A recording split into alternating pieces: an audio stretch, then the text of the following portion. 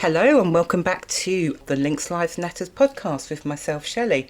Well, today we're actually on location. I won't say where we are at the moment, but we do have a very special co-host who's joining me today. Hello, Mandy. How are you? Hi, I'm fine, thank you, Shelley. How are you? I'm good. Are you excited to where we are? I'm very excited, yes. Yeah, and I'm going to let our guests introduce themselves. So, mystery guest, tell us who you are. So my name is Becca and I'm the CEO and owner of Fight Factory Wrestling, and next to me is my husband Dutch. Hi. Hi. I'm a coach, owner and wrestler at Fight Factory Wrestling. Thank you very much for talking to me. Like I say, we're actually sat in their gym at the moment and we're quite excited to be in the gym and stuff like that. Can you tell me about the origins of Fight Factory Wrestling in Lincoln and what makes it unique to the wrestling world, if I could say it like that? Oh God. So the origins are. Why did you start it, basically? It was supposed to be one show, so I was just wrestling for people, and in all the time I was wrestling, my mum never got to watch me perform, so. It was down to cancer. She was going through treatments, and every time a show came up, she was either going through the treatment and she had a low immune system, or she was on holiday because she'd got the all clear at one point, so she'd go away on a lot of holidays. So we kind of said, right, rather than just watching it online or on DVD or whatever, we'll put on an event where we can raise some money for St Barnabas, who were helping her out during all of her treatments. And if we hire a bigger hall than what we normally perform in for other companies, and fill it with, say, the same 100, 200 people, then she can sit at the back of the room and not risk catching anything and getting sicker. Do you think that was your inspiration? Your mum was your inspiration for doing all of this? Because you talk so fondly about your mum, and I'm thinking she must have been your inspiration from what you're saying. I don't think she really liked wrestling at all. She didn't like wrestling. Well, let's stop that one then. But it was just charity work, she did a lot of charity stuff. Like even as kids, we'd go on walks and stuff like that for different charities. So the inspiration for the one show was so she could actually just come along. She'd always said she wanted to come along and watch. So we arranged a date where we could put on the one show for her and raise a bit of money. But before the show happened, she inconsiderately died. So we just kind of said, right, let's make the event a little bit bigger than what we initially sort of thought of, rather than raising like £500. Let's see what we can raise. And it took off really well. I mean, the poster doesn't do justice to the money that was raised for the event, but yeah, it raised a significant amount, more than what we anticipated. And then it kind of, as soon as we did the event, people were like, okay, can we be on the next show? And it just kind of snowballed, didn't it? Like, it was never meant to be a thing, but we were never meant to run a thing. training school. We were never meant to do this, and it kind of just happened, and here we are 11 years later, and 10 body slams to cancer shows later, we've raised over £37,000. Wow, that's amazing, isn't it? Yeah. That's absolutely amazing. Is that how you contribute to the local community? By Yeah, so we do the Body Slams to Cancer event, but obviously we get a lot of requests for different causes and stuff like that, and we'd love to help everybody, but it's not always possible. We're in a lucky position that what we do, it is physical, it's painful, yes, it's predetermined who wins and loses, but it's not as fake as people think it is. It hurts. The injuries are very real at what we get. But essentially the way I word it is people want to pay money to watch us play fight. It's more serious than a play fight, but the humour side of me will always go to that. We can do something good with that. So, people from 4 or 5 years old come to our events all the way up to 80. So we have a wide audience where we can do a lot of good within the community. So, like I say, the body slams to cancer is one thing, but if we hear of a sick kid or kids who have been put in awful situations, we try and just, if we can, give them a ticket or a family ticket to events so they can have a break from reality for 2 hours, or meeting the wrestlers like away from wrestling. So it just gives them something to look forward to. Anything we can do, we try our hardest to do it around trying to run a family, her work in the business being a full-time business, and everything in between. It's always like when you run your own business, you seem to be working 24 hours a day, don't you? You know, you sort of like you're saying, you're running around here trying to make sure this is correct, that's correct, aren't you? Yeah, that's it. There's so much more than just the events. Yeah, because I imagine when you say about the crowd at a match, you know, they get quite animated, don't they? And they're shouting and screaming and... Yeah, everything in between. Yeah. It's a release, isn't it? It is a release, you know, Yeah. because when I've watched your videos and stuff of when you've you filmed them actual events and you've got people screaming your names and everything else, do you think that gives you a bit of a hype? You know, when you're actually in the ring, you can hear your name being called, that you're going to go, yes! Years ago, I'm talking a long time ago, I did do a lot of drugs, alcohol, but the high you get from the live audience, there's nothing else that can match that. You know, nothing that I've ever taken anyway. You know, I don't do any of that anymore. The live crowd give you more than anything that I've ever experienced. Even a small crowd, you know, even if there's only 30, 40 people there, if you can engage them, it's as exciting as a crowd of a couple of hundred or thousand. Yeah, I can imagine it and stuff like you say when I've watched the videos. I thought, wow, you know, I wanted to sit there and shout at you and just, come on, just, do this and stuff and get quite animated and stuff like that. You know, where does somebody start as a can I say trainee wrestler? Where do you start? What sort of ages and where do you begin? So the first step is walking in the door. Or firing an email and let us know you come in is the best thing. That is the hardest thing for somebody, you know, especially, you know you want to do it and you think, I just want to walk through the door to do something. You've got that burning passion. And so what we've experienced over the years is a lot of people have a preconceived idea of what the gym's going to be like.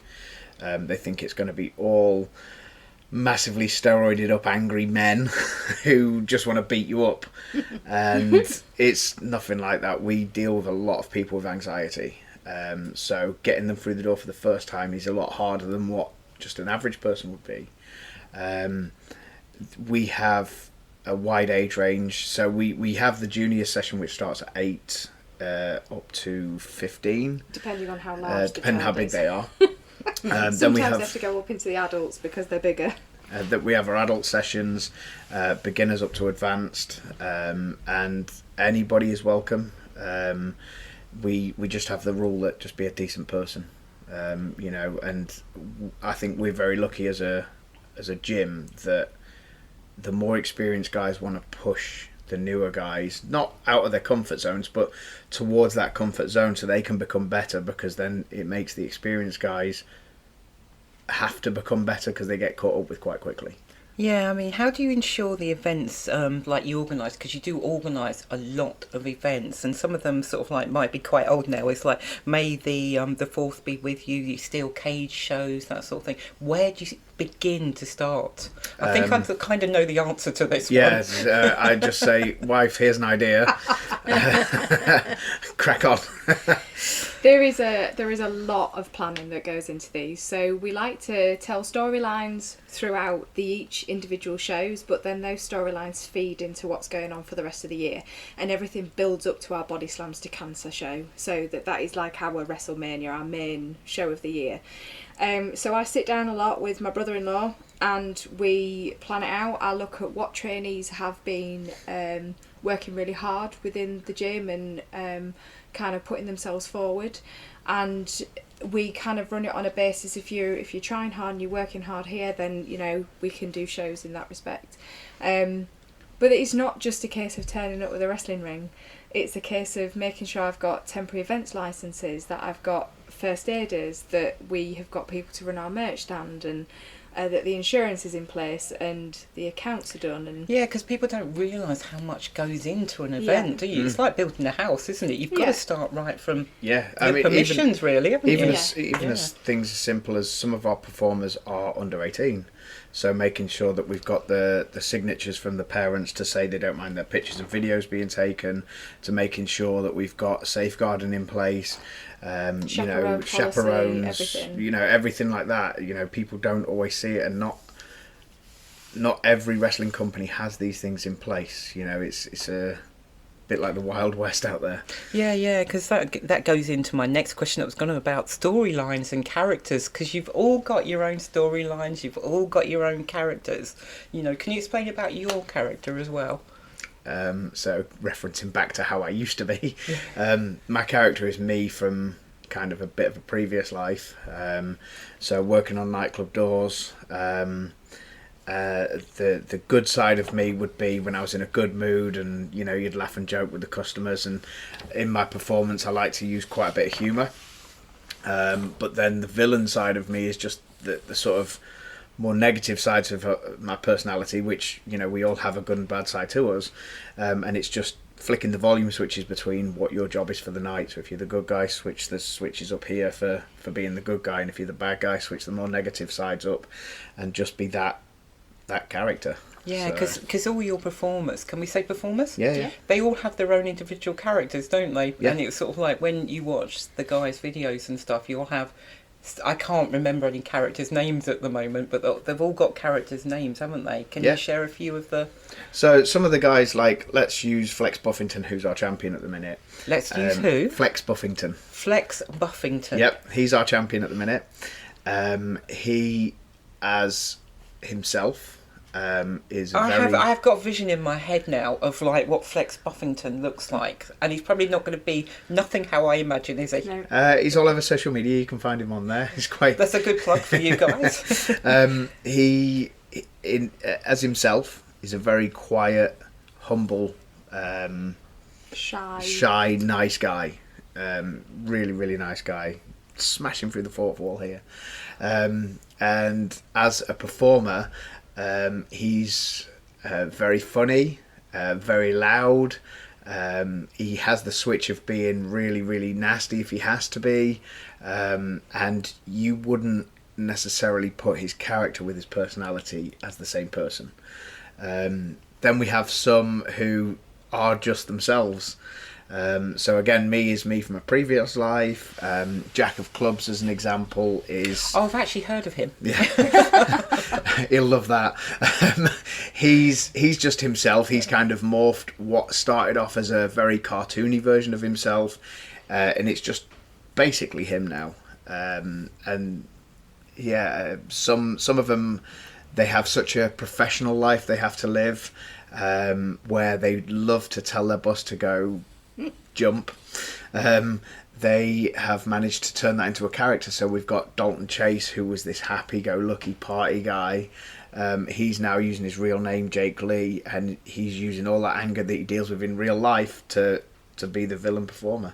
Yeah, because obviously you guys create content and you create your videos. I mean, do you have fun when, like, for example, I'm going to reference one where somebody walked into your gym and sort of like, oh, the CEO's not going to like this, she's going to be really upset. Do you have great fun putting those videos together? The outtakes are the best bits.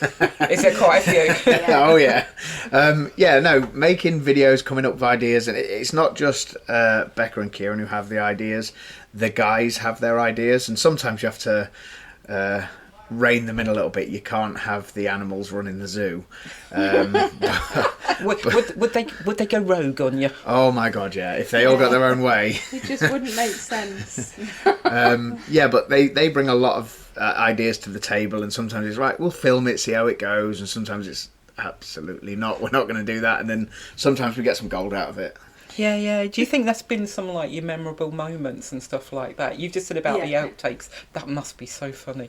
They must be Some of memorable. them can't ever see the light of day. Really? There's one Oh, outtake we might have an exclusive, Mandy. Yeah, I think we've got an exclusive there. You've said it now. There's one outtake where I'm not entirely sure if it was filmed or if we just missed it, but Laurie, who was our heavyweight champion, she's my best friend. We'd been doing some promo work in the gym, and In the ring video. we were The in cameras the ring, all stopped. and the cameras had stopped, and she turned to leave the ring. Completely misstepped, just fell out the ring. Just fell out the ring, flat on the floor. There was no. That's the sort of thing I do, not even being in a gym. Yes. So you know, there's things like that. But I think one thing that's a bit unique about us is that we allow our students to develop their own characters rather than saying to them, "This is what we want you to do." We will guide, so we'll guide them, because we believe that, you know, if you are developing your own character, that you're going to own it. a lot more than what you would if you've been forcibly given it. So it does become more natural, it does become more flowing. But for myself, when before I started my nursing, I was more involved on a character basis, being a vocal manager in the ring, etc. And you go from being babyface to heel, and the things that I would say when I was the bad guy, I could not get away with saying now because I work for the NHS. Mm-hmm. So I've had to take that step back, because people do not see the difference between what is on social media and is an act to what is in front of you. And because obviously I work in the community, so there have been times when I've actually ended up going into fans' houses as a nurse, and it's been very bizarre. So, yeah. Yeah, when they've got the posters on the wall and she's there treating them as well. What role do you think wrestling plays in today's entertainment landscape, especially with the rise of streaming services and online content? Well, if you look at the WWE now, they go into a deal with Netflix, and I think it was $5 billion, the deal. They are the Why biggest. haven't you got one of those yet? $5 billion. Yeah, it's just insane. So WWE is the biggest wrestling company in the world. So everybody kind of follows suit to them, I guess. So social media is a massive platform for how we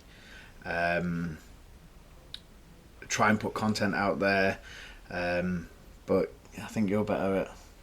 So it's the actual social media. What we've done over the last few years is initially our advertisement used to be posters on a wall. That is I was what going to I would say, get our yeah, crowd because in. I've seen banners Yeah. sort of up And here, we there still and everywhere. do like put the posters out, but now because of the way that algorithms work on your Facebook and whichever other social media platform you use, it's... Because I mean, we all used to have posters in the newspapers, and you Yeah, take exactly. advertisement Yeah. out. Yeah. So, but now I spend more money on doing a Facebook advert than I do on posters, because you have to spend a bit more money in order for Facebook to put it out there, because the algorithms are rubbish, and they don't make it very easy for you to use either. But it's definitely the age of social media has, I think, allowed the wrestling business to grow, especially through COVID. So when the world shut down, the WWE was still able to put on matches within the performance centre to send interesting. out, because you had like your bubbles, etc. But it was very different because you didn't have a live crowd.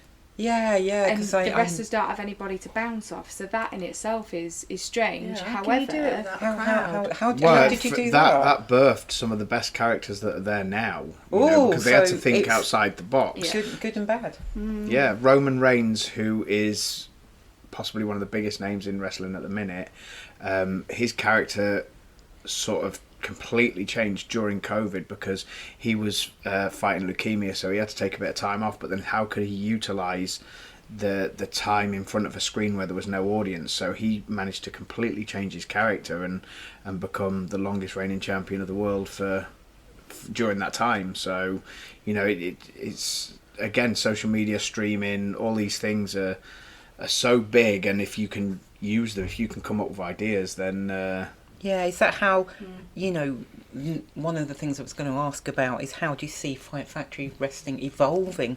Because obviously Becca was saying about social media, and everybody seems to be going that way, Social media is one thing, but again, that feedback from the audience is the thing we all do it for. So the business will change, the business will evolve, the way wrestling works, even...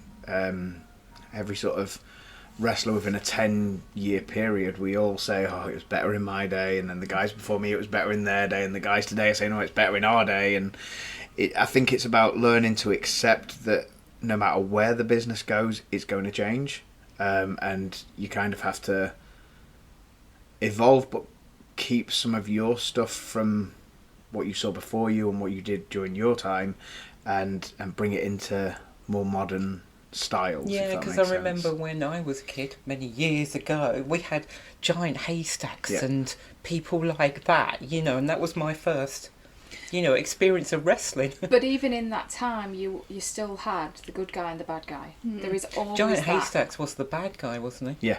Yeah, and I can't remember the guy that he used to fight, actually. It was in my head. Big but- Daddy. Big Daddy. They're my first experiences of wrestlers. And the essential part of wrestling is still the same, it's the part of it that's not broken, so don't try and fix it. But it's... Well, I'd say it's changed again because, like, realistically, just with us as a company, I wouldn't say I'm stereotypically a good guy. The rules are don't bite, don't pull hair, don't poke in the eyes. I still do it,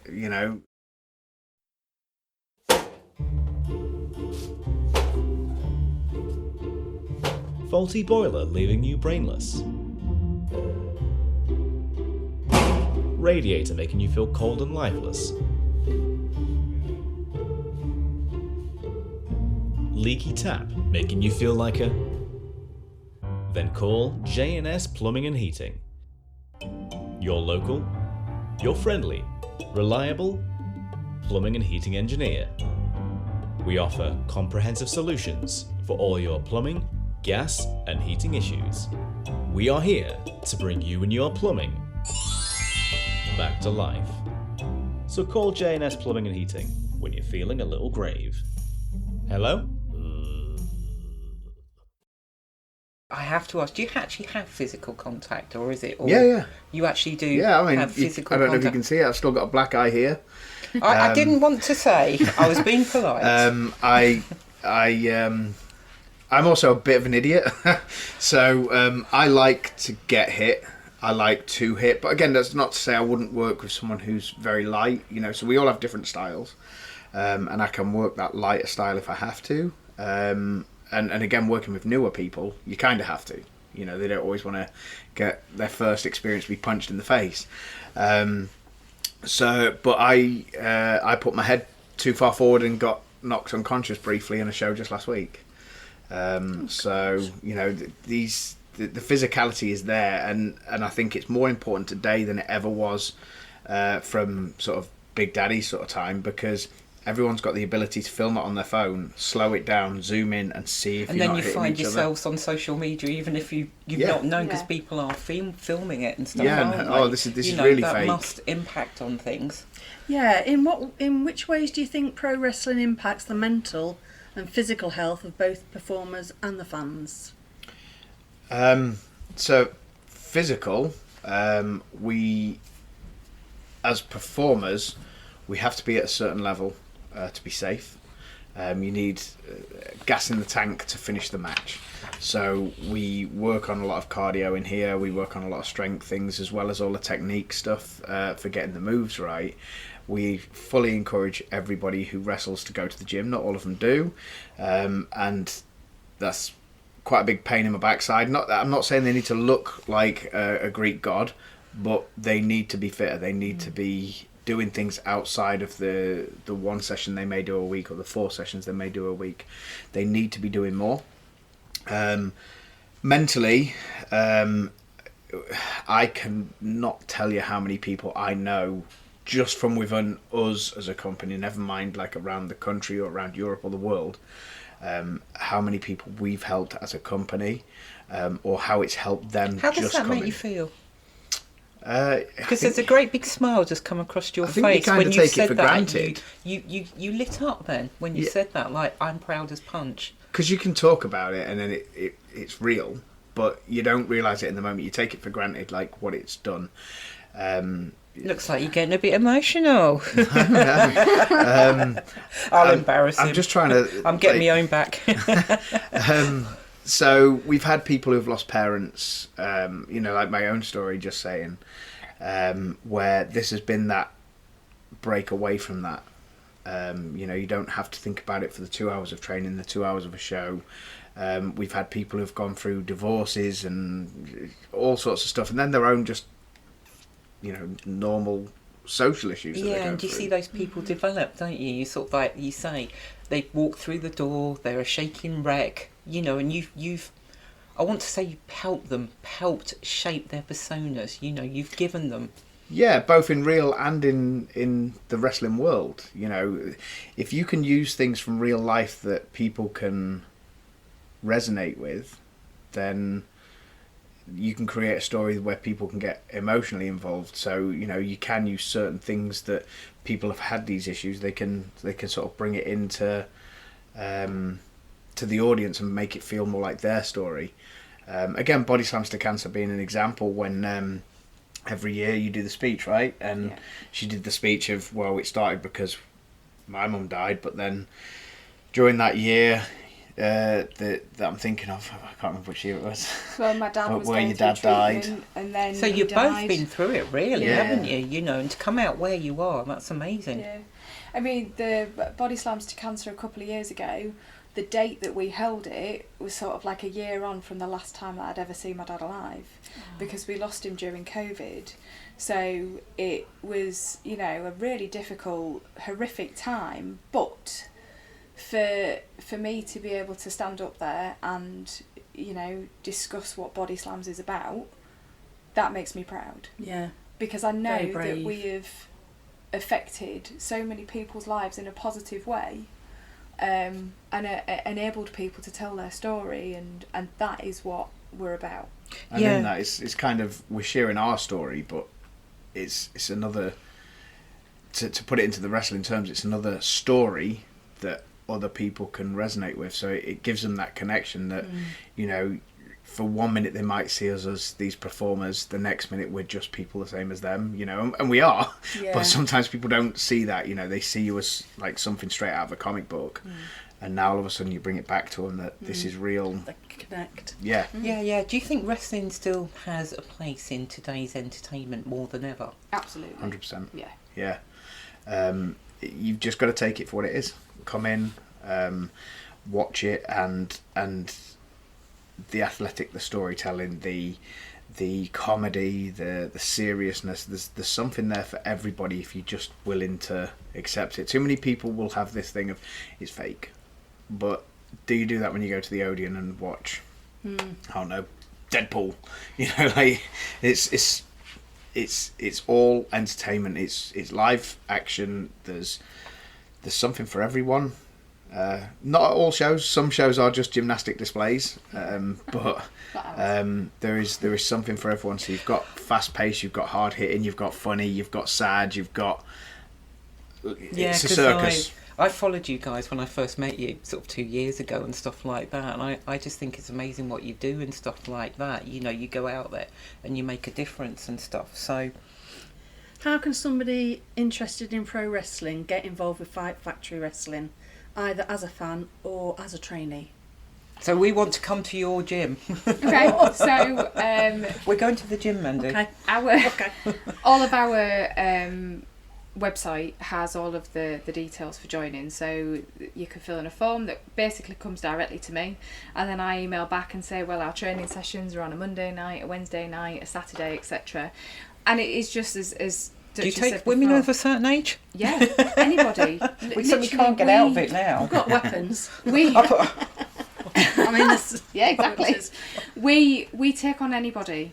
You know, we pride ourselves in being a family. Basically, once you walk through them doors, that's it. You might know? regret taking us two on, because we might end up coming as a double act now, mightn't we? You might have a new tag team left-handed, right-handed. sat right in front of you now. But And there's- see what I'll give we've Reese got. and Rogan a call now and set that match up.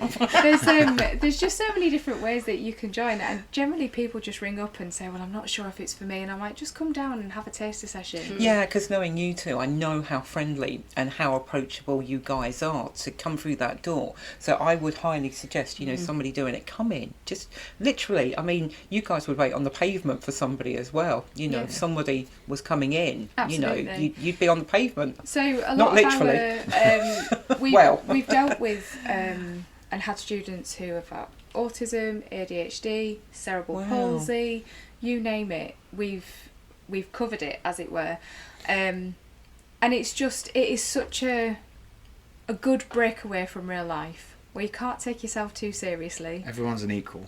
Yeah, there is no hierarchy in wrestling. It's not. Well, there is, but not. here we try and, we all go to the toilet the same way, so, Yeah. it doesn't make you any more special than anybody else. Yeah. We just say be a decent human and you're welcome. Yeah. Yeah, in Fantastic. terms of events, anything coming up? Yes, so Saturday, August the 3rd, we're at the X-Church in Gainsborough, and that is our Fight Factory show.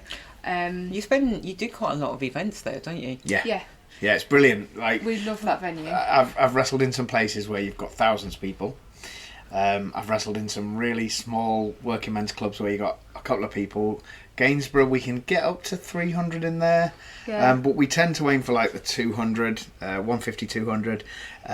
It's an old church, and oh wow, the atmosphere in that place, I don't know what it is, but it is definitely one of my Are the favourite acoustics places. quite good in there? Yeah. They are. Is that what yeah. it is? And it's just the way, like, as you're performing, you walk out and you've got the window there and the light coming in, or on a dark night, you don't really Could see that it. be but- divine inspiration? Oh, it's just, I know I'm a calling from God, so when the light shines on me. Resist that. Yeah, it's just such a great venue to perform in, and It's strange because, like you say, that's not the biggest of venues, but it just gives you the feeling of, like, I really like this place. yeah, it's amazing. You just get special feelings in some places, and for whatever reason, that one, I just really enjoy being there. But then also, with the crowd at Gainsborough, because we've been there, I think it's since 2016, a lot of the fans started coming when sort of they were young teenagers and lower, and to see them grow up and to see how they've done. So we've got one particular lad who has gone through the care system. He'd come and watched us like every show, and he turned 21, and we got a phone call from his, I don't know, like care worker, I suppose, and she said he's really worried that because now he's turned 21 and he's no longer under our care, that he won't be able to come. And I was like, no, he can still come. I'll make sure he gets a ticket. And he gets so involved, and it's just been wonderful to watch him grow up and develop, and that is the impact that wrestling can make. It's just not so great when you're on a tour and someone goes, I used to watch you when I was a kid and I brought my kids. Yeah, that Great. bit, that's just, it makes you feel old. The old bit. Yeah. But the stuff that we can do, and watching how people develop and how they follow us, and we do put a lot of work into other people, but actually the fans who come week in, week out to watch us and they follow our story, that in itself, gives you a bit of a buzz. Yeah, because I guess you spot faces in the crowd, don't you, and think, oh, Yeah. hello, Yeah. or you get messages going, I'm coming to your meeting and stuff like that. And that is so good. That makes you feel amazing as well. So Yeah. where is the biggest place you've wrestled out of curiosity? Oh, God. No, you had that in the X-Church. So, in Lincoln, it's probably the engine shed. Because that is quite a big building, isn't it? It's Yeah. quite a, because you've got the balcony at the top. Yeah, the as balcony well, was isn't always it? the media area anyway, so we didn't Because the use view that from for there is fans. not great, to be fair. Skegness Embassy's been big. We've done Comic-Cons that you've got thousands of people there.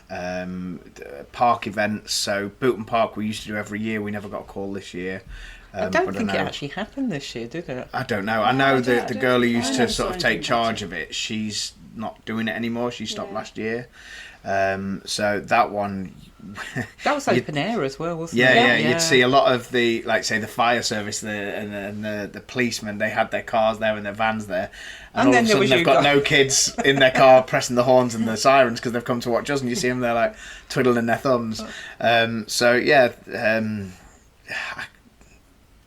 The open air ones have probably been the biggest because you just get a constant passing of people. You can get 3,000-4,000 of them, like, just coming to each match, so they'll watch a match, they'll disperse, and then they'll come back for the next one.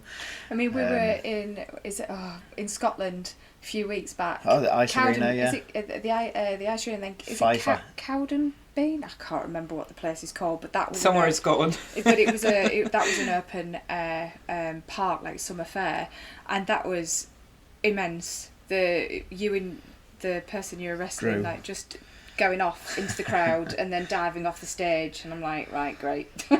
So you'd sort of lost him. Oh yeah, gone. He'll come back to the ring eventually. You know, but it's like, was that a planned thing, or is that something you just sort of off the cuff? I think Drew and I have a very similar sense of humour. So and a one's similar sparks sense the of- other one. Hence why Becca like, oh no, what have they done now? We can do something really serious, or he can throw me onto a bouncy castle and I can act like it's killed me. You know, it's. Did he have a certain look, Becca, when he looks and you think, oh no? Yeah. Yeah. It's a very mischievous look, and I just think, I'm just not even going to bother. We'll just see how it comes and I'll fix him afterwards. Ask for forgiveness, not permission. That's kind of my motto. Yeah. So going back to events and stuff like that, what other ones do you have coming up? So there's the August 3rd one in Gainsborough, and then September 7th we're back at the 1NK Leisure Centre, and we've got some former WWE NXT UK stars coming over. Can you There's just only one explain- because one's injured. Oh yeah, that's it. What that actually means for people who don't know what those words were. So you've just WWE said. is Well, WWE, I Yeah. think people would know, but the other Yeah. words that you... So NXT is kind of their developmental system. wow. And they opened a branch in the UK 2016, 17, something like that. Maybe 18, I can't remember. So they signed up a lot of the British guys. And Wild Boar, who's on the event, he was part of that. But he's also, as well as being a great performer, he's a really good coach. So he's coached a lot of the guys who are currently in WWE. A lot of the British talent who are over there, and a lot of the talent who got signed to that NXT UK branch. So it was quite a big deal. I think the talk was it closed down during COVID or just after COVID to open up a European branch, so it's a bigger system. But yeah, So he's going to be performing in too. Yeah. But by bringing people like him in means that our students get a chance to perform with him and to learn from him, and that's what we're all about, is bringing in guys that have got a lot more experience for them to go against. What a really good thing to do. You know, how amazing for you guys to have that level of experience to actually Yeah. pass on to your trainees. Can Yeah. we say Yeah. trainees and stuff? Yeah, like not that? even just our trainees. Like Anybody. we'll use people from other training schools or guys who we feel that they're professional, they work independently, but maybe they don't get the recognition they deserve. So if we can put them on there and give them a step up, you know, on a platform where other people can then see them. Not to say we're bigger than other companies, but if it's against that name and we can put it on YouTube or we can put it on our on-demand service and someone else sees it, it could give them that, you know, that run-in start that they deserve. So finally, what does a day look like at Fight Factory Wrestling? What time do you start? Sort of like the demands on the day. How much do you exercise On a during show the week? day? Yes. It depends if football's on. If football's on, I'm at the Lincoln game and she has to do it all. We're not going there today. So usually, tickets go off sale the night before, which means that I can then do my seating plan, get everything printed, the reserved seats out, turn up at the venue and transform in it. So Wait, you're missing a step here. You have to tan me, you have to shave me the night before. I mean, I wasn't going to say that, but yes. All them beautiful jobs. All of the beautiful jobs that I get to do. So then it's ensuring that the venue's These men set up. take a lot of work, don't they, Becca? Honestly, he is really high maintenance. And they say about us. I mean, literally. the only This thing I hair do is doesn't colour stay it. beautiful like this for no reason, I right? have to colour that hair too. You know, because he can't Do you do it to himself. match? I had my hair colour this colour first, and then he decided he was going to colour his that colour to. It was a charity thing. It was started but as a then charity he kept thing. it. So I do all the preparation the night before, come to the gym, pack the van up, make sure that's all sorted. Today I ordered the burgers for the event on Saturday because I forgot during the life. week. Like literally, this is it. Straight from here, we have to go and get all the drinks, the beer, the cider, and everything, don't we? Yeah, so we'll do that. That's what I'm saying. People don't realise No, what's and then involved, do they? it's a few weeks beforehand I'm applying for the temporary events notice. I'm ensuring that the insurance is in place, and then on the day I run around like a headless chicken making sure that everything's done. We built the stage, we built the ring. Yeah, and I'm just The lighting responsible rigs, for making sure that any of our guys who are autistic aren't having a meltdown, and if they are, can we calm that down so they can still perform? Yeah. There's just Half so the time much. our son's one of the referees and he's gone, oh, I've forgotten my watch. We have to drive back to Lincoln to get it if we're in Gainsborough, or make sure one of us has got a watch we can give him. Yeah. And then we have to have the pre-show meetings once everything's billed, even the health and safety risk assessment that has to happen. A lot of our guys don't even realise it happens. People don't realise about the ring. The ring has to be... Yeah, but it's not just the ring. The lighting rigs, you know, between Becca and Simon, they go around making sure everything's taped down, it's not a tripping hazard, and it's not going to fall on the audience and electrocute them all. You know, it's all these little things that, you know, we might be there for the audience an hour before the show, because that's at Gainsborough, they start queuing an hour before we open the door. Wow, they're keen then. But we're there normally. I mean, we've managed to knock an hour off our time on average, haven't we? So we're now there at about 2:00, and the event isn't on until half seven. You know, so it's all that time of setting up, make sure everyone's fed, make sure we haven't forgotten water backstage. If we have, making sure people know where the water is that they can drink, and it's so many little things. The pre-show meeting can take 5 minutes where we're telling everyone. I say I'm not. Where she and Kieran are telling everyone what they need to do, and then it's just go time from there. That's where the audience start to notice things. I usually get home about 1:00 in the morning, after it's all packed down, and some weekends I then go to work afterwards. She's great. And for people that don't know, Becca is actually a nurse. Yeah. So she's doing all this, and then she's running around the community looking after people. Yeah. So you're the first aider. Yes, but even with that though, so obviously qualified registered general nurse, but I have then just gone and upskilled myself to make sure that my emergency first aid at work is in place, and I've done that with 999 First Aid because Jen is amazing, and I do my paediatric first aid training as well, because in the community, yes, we do first aid and I've got my nursing degree, but actually you need things that are specific to the environment that you're in. So by having my emergency first aid at work, and I do that every 3 years, and just I dare say it might come in handy. It does. We try and get as many of the wrestling community involved as well on that. So whenever we can, we'll put a post out saying, right, we're going to host this if people want to come along. So other wrestlers, referees, you know, if you knock someone unconscious as a performer, you kind of have to make a decision. Do you carry on with the act, or do you ruin the act and become the first aider? So we try and encourage all referees to be that way. And as a community around the country, that's the way, isn't it? Like, referees tend to be your first point of call. Yeah. But we're trying to get that's the wrestlers in it as you well. wouldn't even have thought about until I spoke to you guys. That's not even something... Yes, I knew about referees, but that's something I'd never really even thought about, in terms of that. Yeah, I mean, they're the first port of call. They're the ones that are in there. And then I'm always front of house watching. Always watching.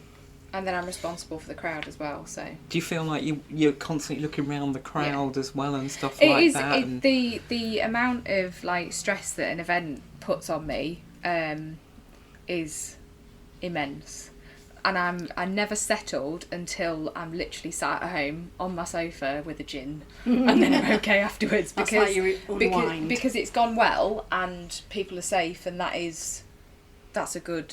But event. then do you look back and think, yeah, I could have done this better, I could have done that better. But then on the other side, there's always things where I'm trying to look to improve, and how do we improve our product, and how do we improve the experience that the fans get. But then some things you think, they ain't broke, so I'm not going to fix it. Yeah, do you know, the Fight Factory now has been going on sort of like 10, 11 years, and the people we've helped in that time, and actually going through COVID as well, that coming out the other side of that, it's been difficult. It still is difficult. Because a lot of places haven't come out of it, have they? They didn't come out of it, and I think we're still playing catch up in a lot of ways. We are massively still playing catch up, and we invested a lot of money into the personal training side of the gym, and making sure a lot of the advertising space that we had was printed and ready, and we spent a lot of money there that you kind of feel, oh God, now, like, for example, behind you there's a box where we ordered, during the summer we do a lot of shows, 3-4 shows a week during the summer, so we ordered all the programmes and we spent a couple of £100 on them, and then COVID stopped us doing 2021, so we then lost a lot of money there. So it's always trying to play catch up and find out, like, right, okay, what sells now compared to then, and you know, like the personal training side of the gym, can we find our investment back in that, which we can. I think it's paid for itself now, but it's still, we've got all this equipment downstairs that it's trying to find people who maybe we aim for people with anxiety and stuff like that don't want to go to a big gym, and it's trying to find the right way to advertise to them without looking like we're just trying to get money. You know, it's a service that we offer that we do it a little bit. Because I suppose there is that, what I can't think of the word I want to say, that image is like you're a gym. There's you're a all going to stigma. be, that's the word I was looking There for. is an absolute stigma Yeah. around it, and especially a wrestling gym, because when you walk into the building there's a massive great big wrestling ring, and that can be really, really daunting. It's like Hayden said earlier on, it's that, people think you're all muscly and you're going to be as you walk in the door, but I can assure you it's really not. It's really not. It's a really nice atmosphere in here. Yeah, and it's even like that on a busy training night, you know, like they're all, generally speaking, they're all a welcoming, good bunch. Are they all There's always a lot- softies? There's all a Not lot, all of them. there's a lot of laughter, and there's a lot of I get that vibe happiness from here. you two. I get that vibe from you two. You know, that fun and laughter is a big thing. Yeah. It is. It is a massive part of what we do, but the undertones of it, the seriousness behind it, and Exactly. the things that I do behind the scenes that enable what everybody else sees to do is really important. I hope we've given our listeners, a real exposure of what actually happens behind the scenes and what happens for you guys as well. And I think Mandy's got our final Yep. question. I have. Where can we find you in terms of social media, website, and physical location? Physical, well, we're right in front of you. You've already found us. So For we anybody- are. I lost you for a minute. Anybody hasn't realised he's a bit of a wind-up merchant, An and absolute wind-up merchant. I forgot this. So we are Unit 14 Wainer Close, which is off Doddington Road, off Sadler Road. So you can come there. All of our opening times are on our website, which is fightfactorywrestling.com, and you can But find for the next us. 5 or 6 weeks, they're not accurate because we've got shows. We've got our shows and summer camps, so it goes a bit haywire across the summer season. So we always say to people, send us a message first. And then Facebook is Facebook/FF Wrestling, and Instagram, same deal. All those social media channels that we think have to yeah, do it's these It's days. just so much easier But to go basically- fightfactorywrestling.com and it's all on there. It is on there. There's links on there, and like we're the #1 hit on Google. So if you put Wrestling Lincoln, we will pop up. Hayden and Becca, it's been an absolute pleasure. Thank you for talking to the Links Live Natters podcast. Thanks for having We us. will put all the links to your shows and to your website on our social media channels as well. Thank you very much for your time. Thank you for having us. And that's the final bell for today's episode. We've been ringside at Fight Factory Wrestling in Lincoln, feeling every slam and the unbreakable spirit of the wrestlers. A huge thank you to our guests Hayden and Becca for sharing their passion, and to you, our listeners, for bringing the energy. Thank you to my technical team for all their help, and special thanks to our new presenter Mandy on her debut. Listen out, she'll be back. Don't forget to subscribe. You can listen to our podcast on your favourite platforms. Remember, in the ring of life, it's not about how hard you hit, but how much heart you have to bring to the fight. Keep supporting local wrestling and keep the spirit of Fight Factory alive in your hearts. This is Shelley signing off. Until next time, keep your dreams big.